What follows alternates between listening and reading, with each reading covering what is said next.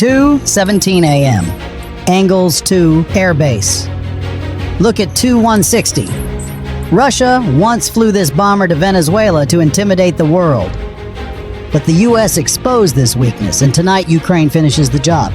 They will turn the Tu-160 from a symbol of power into a strategic liability. In 90 seconds, the bomber's engine intakes will ignite in a catastrophic thermal event. At the same moment, a nearby stockpile of 60 Kh-101 cruise missiles detonates in a chain reaction, wiping out the backbone of Russia's winter strike plans. This isn't a chance, it's a precision-programmed drone swarm that costs less than the watches on Russian generals' wrists slipping through while billion-dollar S-400s chase decoys in the upper atmosphere. We aren't talking about hitting a tank or a fuel depot. We are talking about the heist of the century, an operation designed to snatch the soul out of Russia's nuclear triad. This is the White Swan. To Moscow, it's the untouchable symbol of Soviet-era glory. To the rest of the world, it's a $250 million relic. Remember when Russia flew these to Venezuela to scare the Americans? Washington didn't even flinch. They just watched the sensors and laughed at how loud and visible these birds actually were. However, for Ukraine, this is no joke. The stage was set 48 hours ago. Kiev didn't just get lucky. They deliberately ambushed a Russian transport convoy moving this brand new Tu-160M. The strike didn't kill the bird, but it clipped its wings, forcing the Russians to park the damaged 20-ton behemoth right out in the open on the North Hard Stand.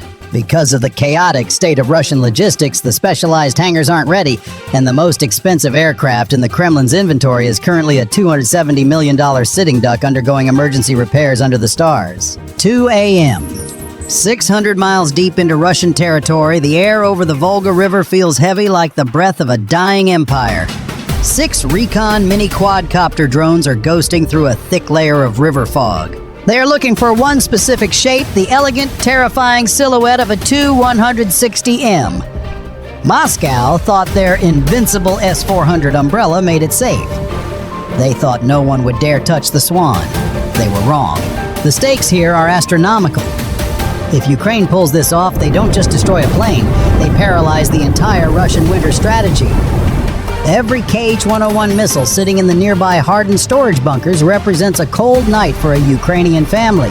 By targeting this base, Kyiv is playing a high-stakes game of strategic theft, stealing Russia's ability to project power before the first engine even turns over. The tension in the Ukrainian command center is suffocating. The scouts have the visual lock. The swarm is coming. 620 miles. In the world of strategic logistics, that's a long haul. But for 50 Ukrainian Beaver drones, it's a one-way trip to turn the Kremlin's most expensive toy into a very large, very flammable lawn ornament. Right now, these drones are screaming across the Russian heartland at a terrifyingly low 260 feet. This isn't just flying, it's nap of the earth trespassing. They are threading the needle along the Volga River, using the riverbanks and the thick morning fog as a natural stealth cloak. To the long-range S-400 search radars scanning from miles away, these drones are invisible, literally hiding behind the curvature of the earth and the tree lines.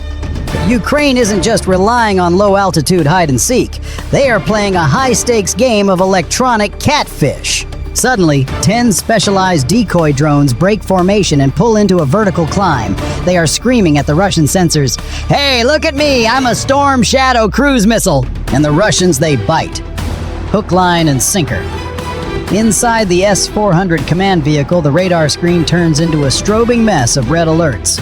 The commander, desperate to save the Tu-160M, doesn't wait for confirmation. He lets loose 4 48N6E missiles.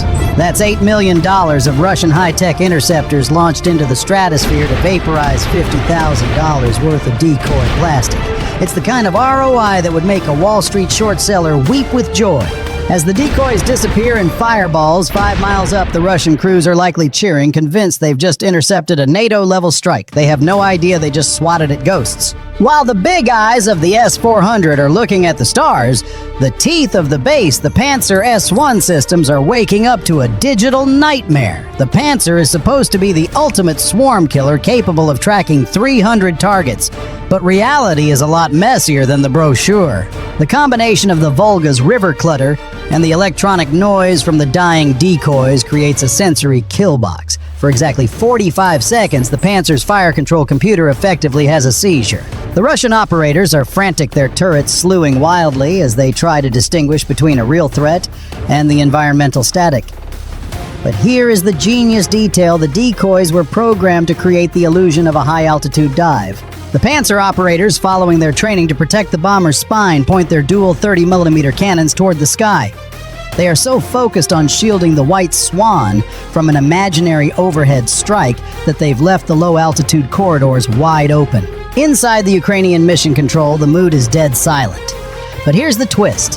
Hidden in the long grass just 400 yards from the Tu-160M's massive landing gear, 4 shadows are holding their breath. This is an elite GUR sabotage unit.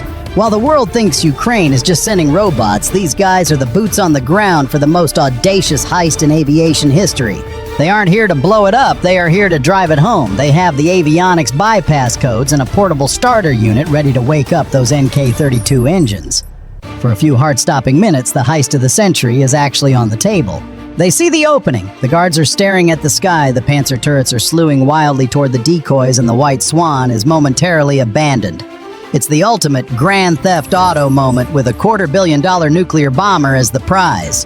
However, the Kremlin's security layers aren't all digital. Just as the lead operative reaches for the boarding ladder, a high-frequency condition red perimeter alarm, separate from the air raid sirens, shatters the silence. A Russian quick reaction force has just been triggered. Think of it as the base's internal antivirus waking up. In the distance, the headlights of 3 Tiger armored vehicles are already screaming toward the hardstand. The window for Plan A, the heist slams shut in a heartbeat. The operatives don't hesitate. They vanish back into the Volga's fog like ghosts. On a ruggedized tablet, the team lead swipes a final encrypted command. Plan B is live. The telemetry now shows the remaining 40 Beaver drones, which had been holding in a silent orbit over the river, receiving their final kill code. These drones are no longer waiting for a signal. They are now fully autonomous, guided by that internal AI visual matching software we talked about. The Tu-160M is sitting there glowing in the infrared spectrum like a neon sign in a dark alley. The bouncer is looking at the roof, the ground security is chasing shadows in the grass, and the real burglars, 40 high-explosive drones, are less than 60 seconds from the front door. The Russian pride is about to experience a catastrophic structural divorce, and the bouncers won't even see the punch coming. 2:40 a.m. The Ukrainian AI on board the lead Beaver doesn't have emotions, but if it did, it would be laughing at the Russian doctrine. The Kremlin's antivirus, the Pantsir crews, and the QRF are all swarming around the Tu-160M, treating it like the only piece on the chessboard. They are so obsessed with the Swan that they've completely ignored the nest. 1,300 feet to the east sits the real backbone of Russia's winter terror, the KH-101 missile stockpiles. This is where 60 of Moscow's most lethal cruise missiles are stacked like cordwood, fueled and ready to freeze Ukraine. Suddenly, 40 Beaver drones execute a synchronized high-G bank. They aren't looking at the plane anymore. They dive toward the stockpiles, hugging the tarmac so low they are practically scraping the paint off the runway. Inside the Pantsir-S1 command vehicles, it's pure, unadulterated chaos. Imagine a guy trying to solve a Rubik's Cube while riding a mechanical bull that's the Russian operators right now. They aren't just firing, they are holding the triggers down in a blind motorized tantrum. The dual 30mm cannons fire cyclically, spitting out 5,000 rounds per minute. The tracers are arching across the sky in a neon green symphony that looks like a 1980s disco in hell but smells like burning gunpowder and Russian desperation. 18 Ukrainian Beavers are swatted out of the sky in spectacular orange fireballs.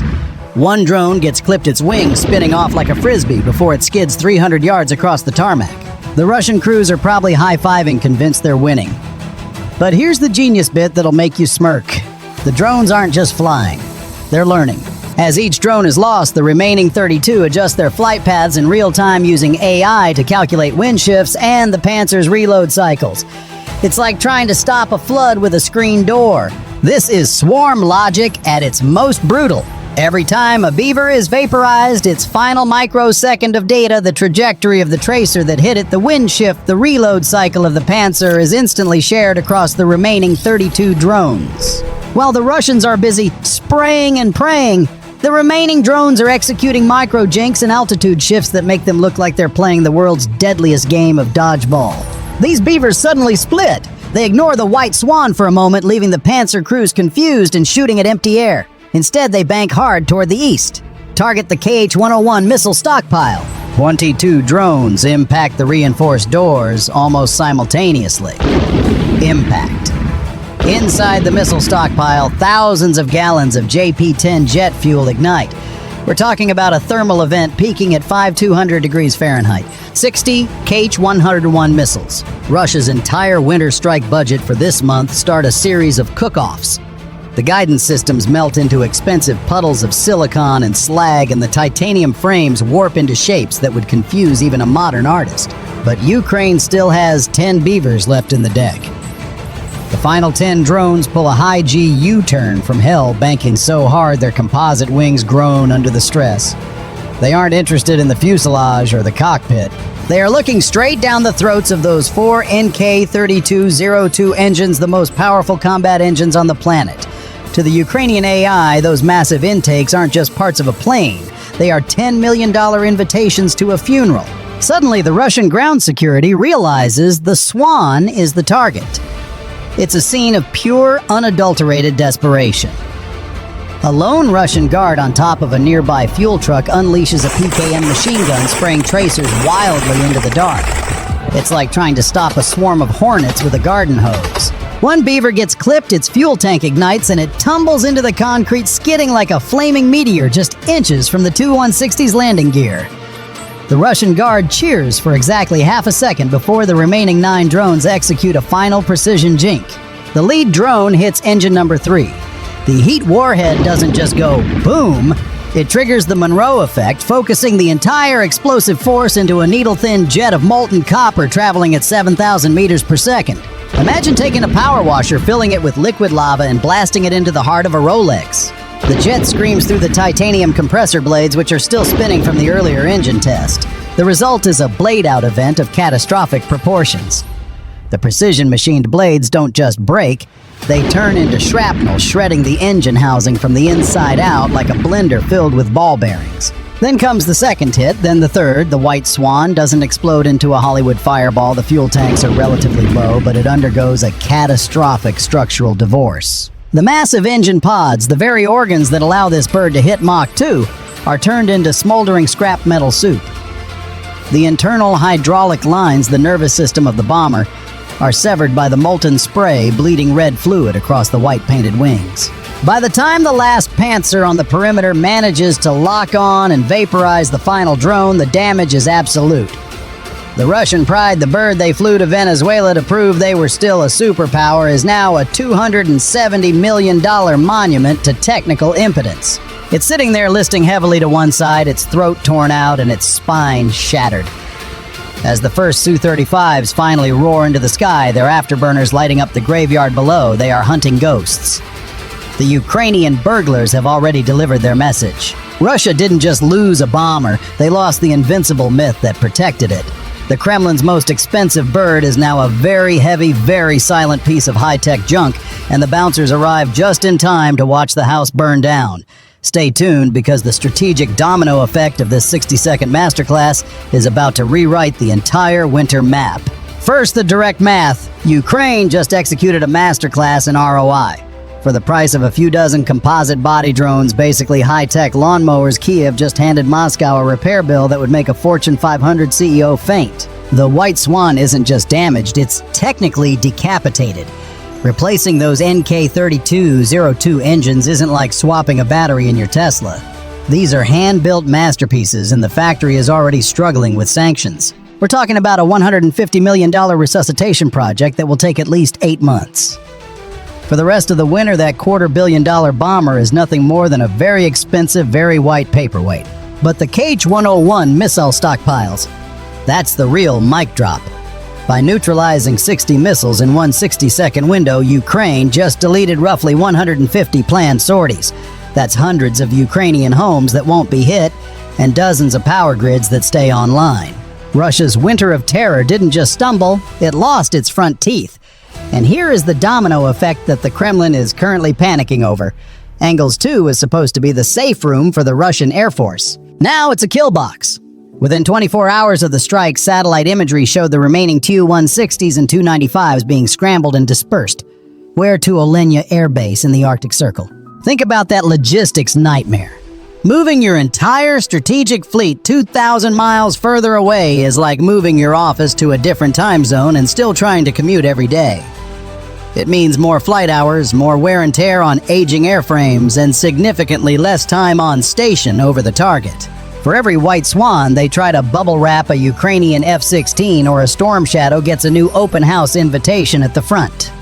The myth of the invincible umbrella hasn't just been punctured, it's been shredded. Ukraine didn't need to capture the White Swan to win.